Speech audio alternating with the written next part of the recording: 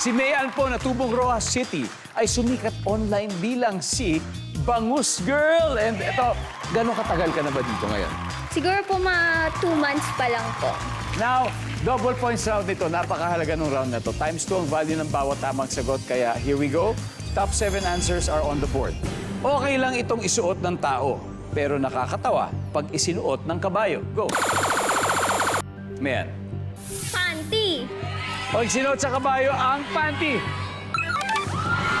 Top answer, Mayan. Pass or play? Play! Alright, yan. Balik muna tayo. Malaki-laki panty yun. Olive, okay lang itong isuot ng tao, pero nakakatawa pag isinuot ng kabayo. Ano to? Cap.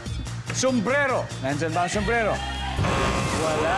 Linel, okay lang isuot ng tao, pero nakakatawa pag sinuot ng kabayo? Pantalon. Pantalon. Services. Nikki, ano kaya ang susuot ng tao okay lang, pero pag sinuot ng kabayo, nakakatawa? Bra. Bra! Team Sparky League, time to huddle. Mayan, back to you. Okay lang to isuot ng tao, pero nakakatawa pag isinuot ng kabayo. Sapatos. Services. Hindi, may sapatos kasi talaga ang mga kabayo. May sapatos talaga sila. Pero baka rubber shoes yung iniisip nila.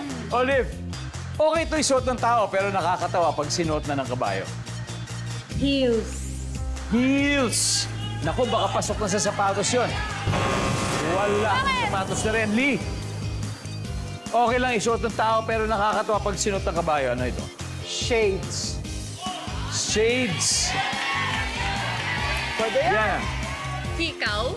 Ikaw, princess? Wig. Wig. Bryce. Alam mo, matatawa ako sa lahat ng sinabi nila, pero matatawa ako sa shades. Shades. Although meron talaga sila dito, yung tapa di oo, di mo kung tawagin. Pero ito talaga literal na shades. normally. Baka polarized pa yung loads doon. Yung kape. Nandyan ba ang shades?